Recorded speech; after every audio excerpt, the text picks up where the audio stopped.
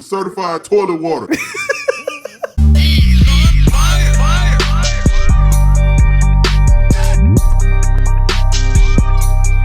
Yo, beautiful people, this Nadir. This kid. Yo, we are Games Music Life.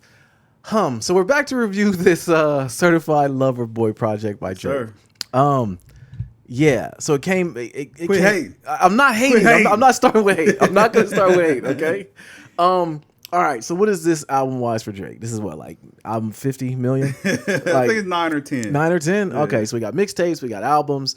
This one has been anticipated for a while. All right, I'm gonna start here with this, man. And we haven't done our Kanye review yet. We'll get into that a little later. But I think that the beef, whatever is going on between them two, it hurt both the albums. All right, so? I think it did. I think More that, than Quarantine. Okay, so Wifey brung in Quarantine. I didn't want to give him the cape for Quarantine yet. First of all, I am a Drake fan. I am a Drake not apologist.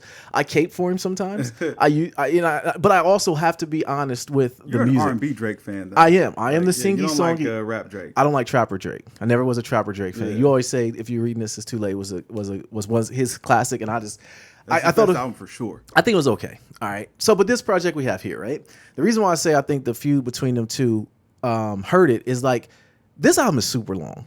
All right. It's an hour and some odd minutes. It took me like 4 listens to get through it because I broke it into chunks. And another thing about breaking it into chunks was because nothing kept me listening to it. Nothing kept me wanting to keep going.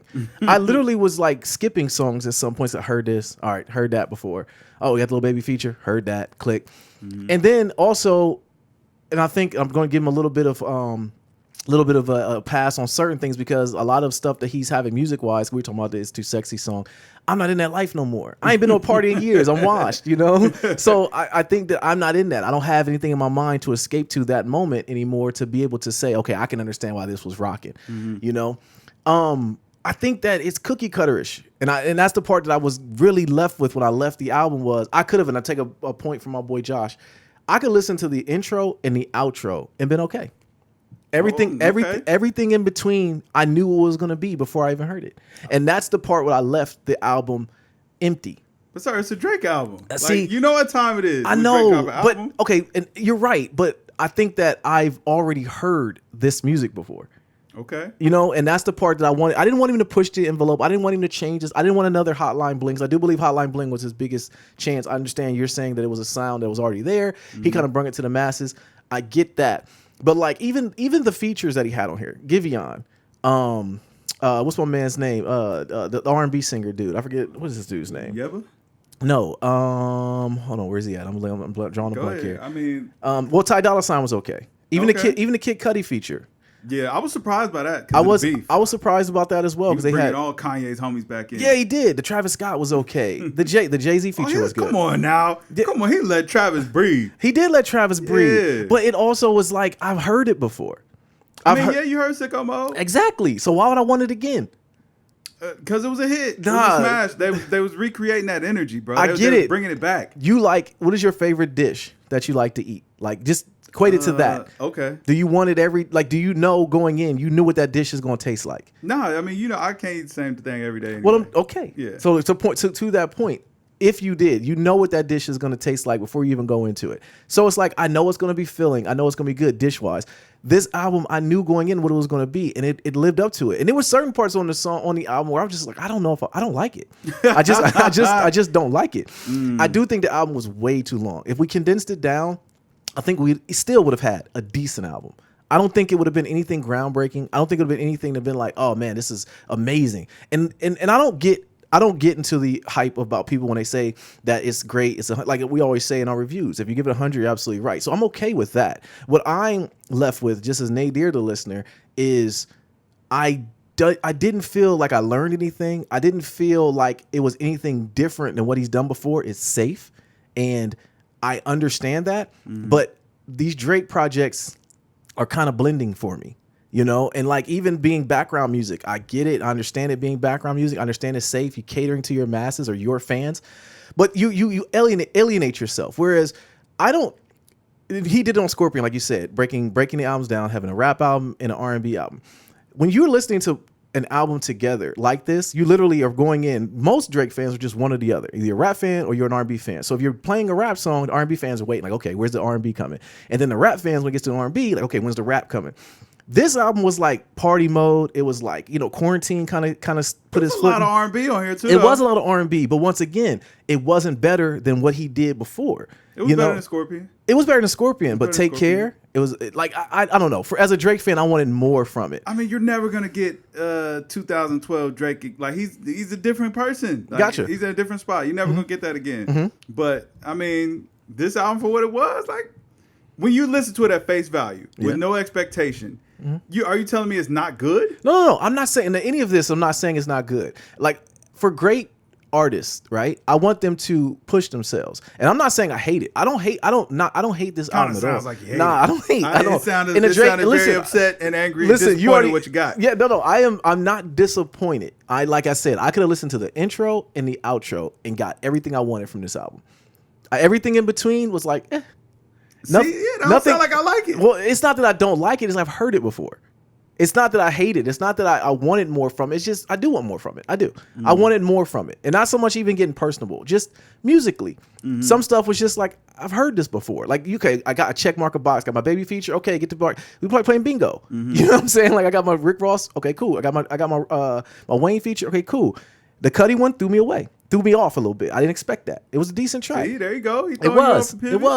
But it was too long. The album was way too long, man. I don't know. The streets. It kind of did. For the people who wanted it, an hour worth of Drake music, cool. But and also just the Certified Lover Boy title. I thought we was getting some love ballads, man, or something, or something in there. And I knew off top, like nah. Yeah, see, but you broke. Okay, so I'll leave it to you. You talk because you broke that down to me. Yeah. So first of all, when he announced that the name of the album was Certified Lover Boy, I was like, he's being funny because it's like he knows what the perception of him is, and I think what he actually do is something completely different than what his music is perceived to be. So he's like, yeah, all right, I'm gonna just embrace that. Certified Lover Boy is the joke. Yeah. And so listen, he gave you what you wanted, man. And that's what I was explaining to you earlier. It's like, listen, Drake is an artist that maybe he doesn't just push the envelope so much, but he always gives his audience what they want or what they're asking for. And that's not pandering.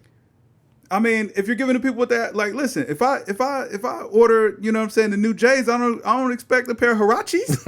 You know what I'm saying? Like that's all Drake's just delivering what you ordered now. Okay. All right. And I mean, he knows what they're listening to, or he knows what they're looking for.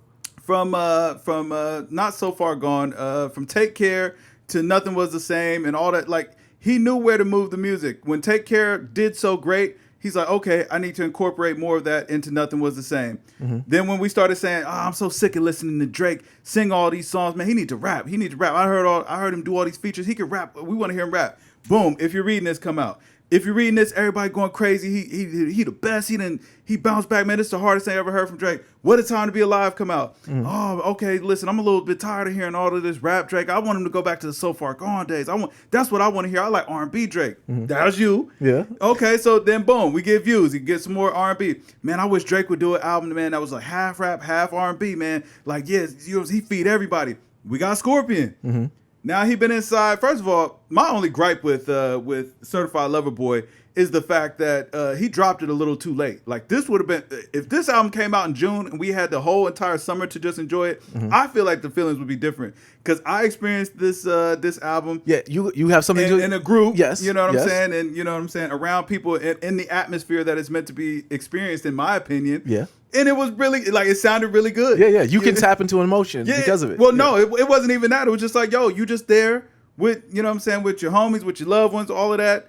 And, you know what I'm saying, you just vibing, you just dancing. It's in the background. It sounds good. And I don't want to call it background music because he was giving it up. I mean, for as much as I expect Drake to give it up, he was giving it up. Yeah. But it was meant to be enjoyed in groups, in circles. You know what I'm saying? In the car with my wife, I could put this on. I'm gonna enjoy it. She's gonna enjoy it. Like we both could tap in. We're gonna sing sing the songs, all that stuff. Maybe she got tracks that she like more than I like, but I can stand all of it.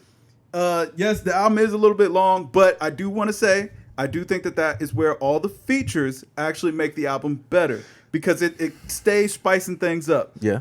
And he does switch styles. He caters to all of his fan base or whatever. I mean, I hear a lot of like you don't like Way Too Sexy. I hear a lot of people that don't like Way Too Sexy. When I hear it, I'm like, oh, this is a hit, and that's why we got the video for it. It's like, and even looking at that video, what's Drake doing? Poking fun of himself, like listening to the song. Like, does that sound like a certified lover boy to you? What he talking about on that track? No, exactly, because he knows what the joke is. He's in on the joke, and he's having fun with it too. Do we have Drake fatigue? Is that what maybe it I don't think so. I mean, this album took a long time to come out. I don't think it's any Drake fatigue. The best we got was, and I mean, every time he dropped those those little projects that he dropped, Dark Lane demo tape and the Care package, all that stuff, he been feeding the streets a little bit, but this is his first album in like 3 years. Scorpion was 2018. Yeah, but okay. And so, I mean, we get features. So 2018, and now we get this. This is gonna be.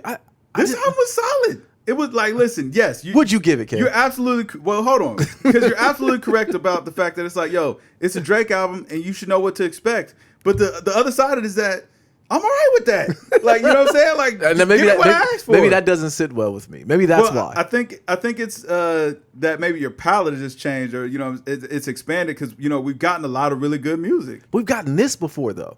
It's not that we've gotten a lot of good music. You're true on that, but we've gotten this. But I mean, it's updated. Like, I mean, these are new songs, but I expected Drake to make a bunch of songs that I wanted to, you know what I'm saying, sing along with, party, you know what I'm saying, rock with my loved ones and listen to. Like, for me, this isn't headphone music. Yeah. And most Drake songs aren't. Like, if I'm cleaning up, you know what I'm saying, I want to be in a good mood. I'm out on the bikes or whatever. It's like, man, just want to listen to something that's going to put me in a good mood. This is where that Drake album comes in. That's a good point. One thing too about that though, just to piggyback on that, is that I think part of my gripe too, not gripe, but part of me that is kind of changing my skew on it is that I have to compare this with Donda.